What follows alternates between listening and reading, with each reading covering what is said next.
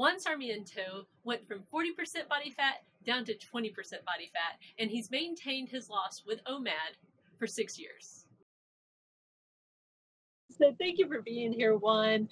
For those people out there in the audience who have not seen your first video, why don't you give everyone a quick recap of how much weight you've lost and how long that took and what your method for actually losing the weight was? Well, the most important thing I need to say is that I started 10 years ago when OMAD wasn't even a thing. You know, people didn't talk about that. I saw it in an interview of Stanley McChrystal, the general in charge of Afghanistan at the time, and he said, I only eat one meal a day. And I said, oh, that will work for me. Somehow it seemed like I connected to that immediately. So I started that at a time where I was 40% body fat. I was 227 pounds, and my BMI was 32.6, which is obese, obviously.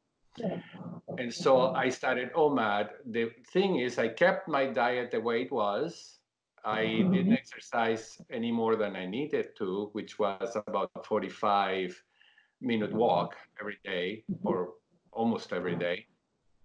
So I didn't change any of that. I simply reduced all of it to one meal a day. And I did it cold turkey, you know, just started from the first day and I went through it. And I soon started losing the weight. I was amazed that I could lose any weight because I never did in my life. You know, usually I would get into a crash diet and lose a bunch of weight and then regain it back. So no, with this one was a slow process. And eventually I lost what I needed to lose. It took me about 5 years though. And I believe that this is because I was eating a very high carb diet. You really need to bring if you wouldn't want to do it faster, you need to bring the carbs down a little bit. And so my diet was just pasta, potatoes, you know, all that stuff, rice. I love rice and bread all the time. I would go to a restaurant and eat pasta and bread with it, which was terrible. So, but I didn't change any of that because I didn't know any better. But now I do, because starting in 2008, I started to investigate about OMAD. I started seeing some YouTube videos about people doing intermittent fasting, and then I said, what is that? That's crazy. Why would you intermittent fast? And the word fast was shocking to me. And then I realized, wait a minute, that's what I've been doing for years. I didn't even know that that's what the intermittent fasting was. And it turns out it began to make sense.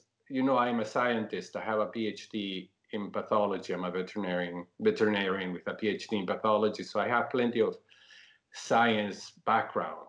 And I started reading more and more, and I said, my God, this is just what everybody should be doing, because the science goes very well with living well, have a healthy life. You know, like autophagy, for example, your growth hormone increases. So there's a number of benefits from OMAD. And so how long have you maintained your weight loss at this point? Okay, so I started in 2009, the OMAD, and I lost the weight that I needed to lose. I reached 161 pounds, which was, the loss was 28% of my body weight. And my BMI became below 24, and my percent body weight was 20, which is perfect, what I needed to lose. And so, but that took 5 years. So by 2014, my wife said, you're looking gaunt. I don't like you to look like that. You know, she started being afraid that I was getting anorexic or something. And I said, no, I'm just fine. But it made me quit. So I started eating 3 meals a day then. And I started to focus more on my bodybuilding, you know, should I say, lean body mass building. I started doing more exercise. I started supplementing with protein, and I slowly began to gain weight between 2015. Not a big deal. I was 161 and I went to 171, like 10 pounds. But part of it was I was gaining muscle. But I got concerned and ironically, I went back to the old system of counting calories. I started keeping track of how many calories I counted, and that didn't work at all. I was actually very frustrated because I was slowly keeping up and I couldn't control it. And so I was, going in waves, trying to cut more calories, and then I drop in weight and then gain it back up again, and then I would drop some more, and then I began to see that my energy was affected. I couldn't perform as well because of this issue. So as I told you, by 2018, part of it was my wife getting the diabetes, and part of was all the information I was getting through YouTube about OMAD, like your videos, for example. I said, I have to go back to what I did. And I started OMAD again, and I took like fish to water, immediately. Oh, this is great. I feel fantastic. Why did I ever stop? Right.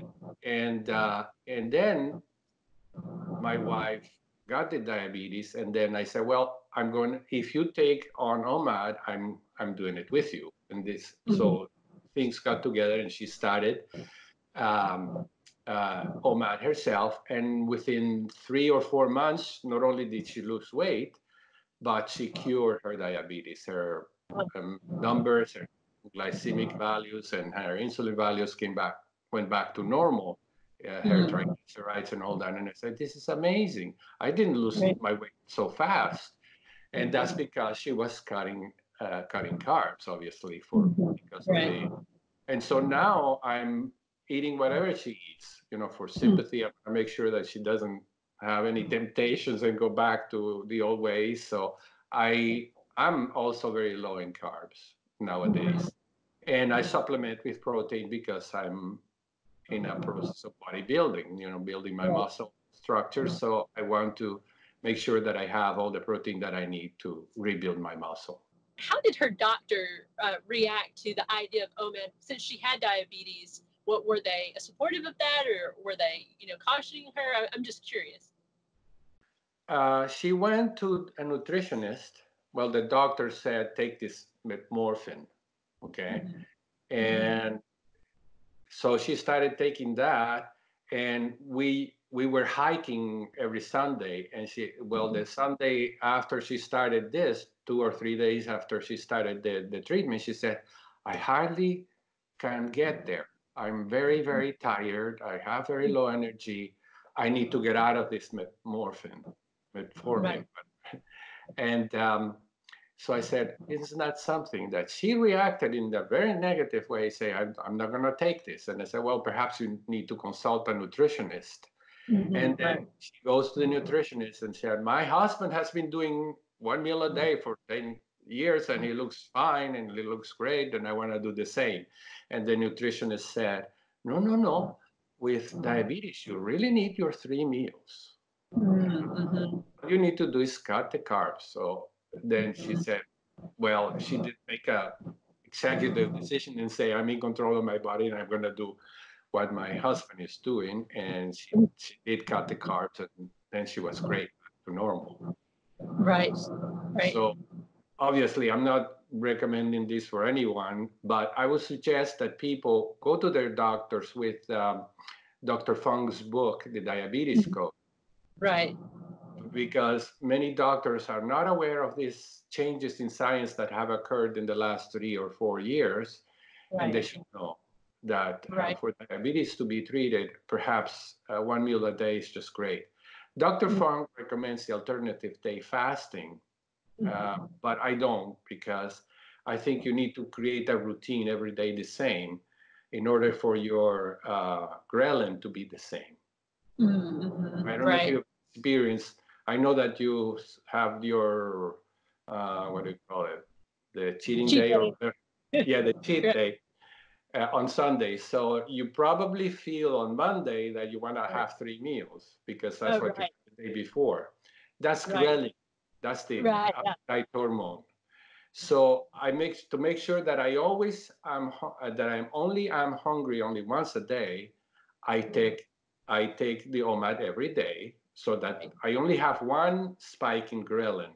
Okay, Mhm. if I were to eat 3 meals, then ghrelin will spike 3 times on the next Right. day, and Right. then the next day on Monday you're gonna feel not so, you're gonna feel more hungry and more irritable than Right. normal. Right. Right. So keeping the routine every day doing the same thing has its value. Right. So when you're maintaining in this range now, what kind of range have you set for yourself? Because I know you said that you were down to 161 and then you kind of went up to 171. Right. So and you're also trying to build muscle, so it's kind of a complicated thing, right? So Yes. like what kind of range do you kind of set for yourself right now? Well, I'm pretty sure I'm around 170 something, 171, Mm-hmm. 172, I don't know. But I stopped weighing myself precisely because it's an issue of, always being focusing too much on the weight. I admit, I accept that I'm fine. I don't need to get all worked up about looking the skinnier that I can, or that it's not. I have an issue or I have had an issue with showing my abs. I need to show my abs, and I gave up on that. It just won't Right. happen. I don't know if it's my age, or there's some limit that I have a layer of fat around my belly, and that's not gonna go away. So I'm never gonna show my abs. So I needed to stop focusing on that. So I Right. stopped weighing myself. But I do watch every time I close my pants to make sure that I'm not Right.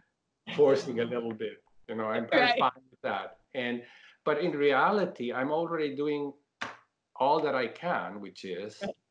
1 meal a day, and I'm happy with that. Okay, I'm Right. perfectly adapted to it. I don't think I could ever go back to 3 meals a day.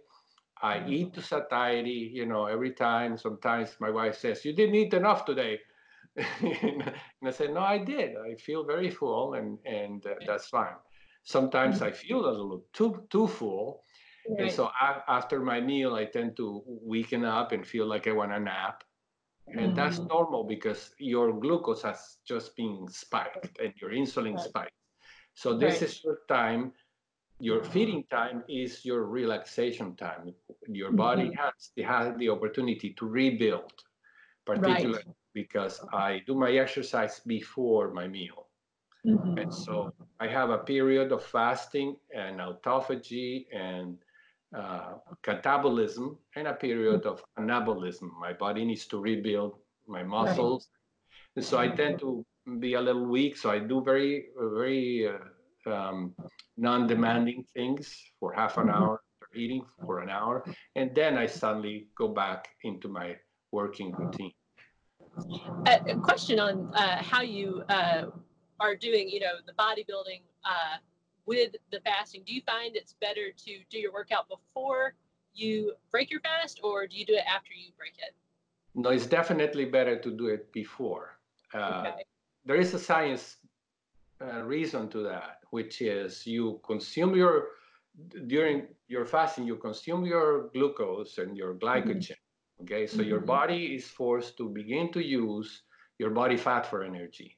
Right. Okay, so this is what is called the metabolic switch in Mhm. science. There is scientific evidence to support this, that your body uses up your glycogen stores and your glucose, and then it begins to use fat, which is what you want. You have Right. this evolutionarily, we have this capacity to accumulate fat to protect Mhm. us against periods of famine Right. or scarcity. So that is the time where we actually work better. Our brains work better. We're more focused because we are, as hunter gatherers, need to catch the prey when they're Right. hungry. Yeah. So what happens is, as we begin to use our fatty acids are removed from the fat into the liver, where they are transforming ketone bodies. I'm sure Mhm. you've heard of ketosis. This is Right. what the the ketogenic diet is supposed to do, but I do it with my fasting. So the ketones are taken by the brain very avidly, by the heart and the muscles. So this is the time where you are at the peak performance, potential peak performance mentally and physically. So that's the best time if you really want to, you know, build your muscles and be fit. That's a perfect time. You will feel that you want to do the exercise. Right. As opposed to before, when I was having a big carb diet, I didn't have the energy. The energy didn't seem to be there. Right. Nowadays, I start my exercise and I really get pumped up. I really want to do it. I get excited about it, and I actually enjoy it. Something I never did in my life before. I hated Right. exercise before. So this is a great tip for people that want to lose weight. Exercise is a great thing, but it's not meant to be as a body weight loss mechanism. You Right. need to change your diet. You need to bring insulin and ghrelin under control, and the best way is with fasting, intermittent Right. fasting. Right. And of course, for obvious reasons, OMAD is the very best in my way Right. because of that routine. So, what would you say has been your biggest challenge throughout your entire maintenance so far? Well, as I said to you before, to stop thinking about some artificial goals like showing my abs, that's not important. Your Right. body with OMAD, there is a set point, a normal that is Right. normal for you. There is a normal body fat constituents, and as I was explaining, fat is our store for energy. So we need some level of fat. Some people are able to go down to 15% fat, and then that's how they show their abs. I don't seem to be able to ever go below 20%. Right. And so I even stopped trying that because it's completely artificial. You need to be Right. healthy, you need to have a good life, and I have that. So Right. there's no point in going into something that is completely artificial, and most people won't ever see it. Right. Yeah. So, if you were going to give advice to somebody, they're out there, maybe they're just about to hit their goal weight, and they're kind of worried about maintaining. They kind of have a moment of panic, like, "Oh no, how am I going to keep the weight off?" What piece of advice would you give them? I think that the best thing is to be consistent. And for those who are starting, I told you about worrying. Not the last time we talked, I said, don't worry so much about exercise. The exercise will come. That's a Right. great piece of advice. But I also think that if you focus on getting to 21 days of OMAD in a row, Mm-hmm. then it will become a permanent change in your life. And Mm-hmm. you will do the metabolic switch, changing from a carbohydrate based diet that uses our food for energy to a lipid based diet that uses our body fat for energy. And it's a more abundant source than the carbohydrate. And Mm-hmm. so evolutionarily, we started eating carbs like honey or fruits and whatever to build body fat to prevent us from, to protect us during famines and scarcity periods. But doing that, we're going to build the fat. And in Right. today's society, we don't ever see that. We Right. never ever go into famine periods, at least not in the Western society. Right. So, so that means we will never get to use our fat unless we do something like intermittent fasting. Then we are Right. using our fat. It is a better way. Uh, you get more energy and you actually get a better mental acuity as well. So, Right. and all these things will contribute to use your well-being, and you will feel great, and that will keep you on target. For you're saying people that are giving up, well, it should actually be great if you do it consistently. You should be feeling great and more mentally active and feeling strong and energetic, and so you will want to keep on it. Right. That's how I don't need any desire to change anything. Right. So So Juan, if people would like to get in touch with you or connect with you in some way, is there some way they can do that? Yeah, well, I have my website, feastfastforlife.com. And I have started a YouTube video, so I am discussing about the science. It's very science oriented about what are the basis of OMAD, scientific basis of OMAD, and why you feel so good. And I'm trying to demonstrate to people that this is what everybody should be doing. Right. Because it's healthy, it improves your longevity and health and protects you. It might even protect you against the coronavirus. The autophagy is actually supposed to help your immune system protect you against viruses. And so Right. Well, in this current situation, it would be a great thing right. for people to know. So anyway, I have that's the focus of my YouTube channel. So Okay. Well, thank you so much for being here, Juan, and I hope people will go check out your website and your YouTube video. thank you very much for having me. It's been great. So thank you very much.